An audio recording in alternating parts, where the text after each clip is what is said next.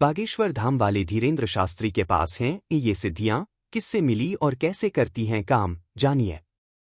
आचार्य धीरेन्द्र शास्त्री दावा करते हैं कि उनके पास सिद्धियां हैं जिनके जरिए वे कथित चमत्कार कर पाते हैं। आखिर क्या हैं वे सिद्धियां और उन्हें किससे ये हासिल हुई हैं? बागेश्वर धाम वाले आचार्य धीरेन्द्र शास्त्री पिछले कई दिनों से सुर्खियों में हैं। वैसे लगता है कि आचार्य धीरेन्द्र शास्त्री को सुर्खियों में रहने की आदत है। फिर चाहे वह उनकी कथा के दौरान दिए जाने वाले बयान हों या फिर दिव्य दरबार में दिखाए जाने वाले कथित चमत्कारों की बात हो, लोग उन्हें लेकर सवाल उठाते रहते हैं। दावा है कि आचार्य धीरेन्द्र शास्त्री पास सिद्धियां हैं जो उन्हें बालाजी भगवान से मिली हैं। आचार्य धीरेन्द्र शास्त्री के ऊपर ये भी सवाल उठाया जाता है कि वे जो कर रहे हैं वो आस्था के नाम पर अंधविश्वास फैला रहे हैं। इस सवाल पर धीरेन्द्र शास्त्री के समर्थक और ज्योतिषाचार्य राजकुमार शास्त्री कहते हैं कि धीरेन्द्र शास्त्री लोगों को बेवकूफ नहीं बनाते बल्कि उनके पास सिद्धियां हैं। उन्होंने कहा, कुछ लोगों को बेवकूफ बनाया जा सकता है लेकिन उनके कार्यक्रम में हजारों लाखों लोग आते हैं, विद्वान आते हैं।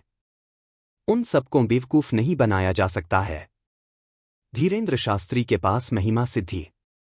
राजकुमार शास्त्री ने बताया कि उनके पास हनुमान जी की सिद्धियां हैं। सिद्धियां विद्या से परे होती हैं। सामान्य व्यक्ति को अजीब होती हैं, लेकिन जिसके पास होती है वह कुछ भी कर सकता है।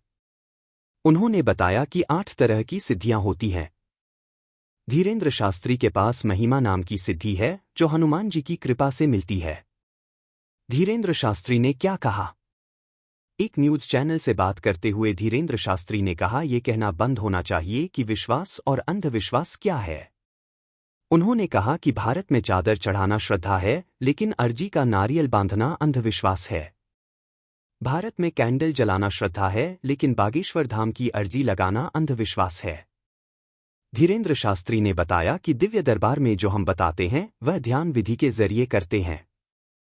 हमारे पूज्य गुरुदेव ने हमें इस विद्या को दिया है। ईश्वर की कृपा से हम यह कर पाते हैं। कैसे शुरू हुआ दरबार लगाने की परंपरा?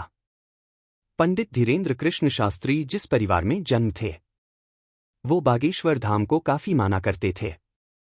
उनके दादाजी बागेश्वर धाम में ही रहते थे। यहीं पर उनके दादाजी गुरु सन्यासी बाबा की समाधि भी मौजूद है। आपको बता दें कि सन्यासी बाबा भी इनके वंश के थे, जिन्होंने करीबन 320 साल पहले समाधि ली थी।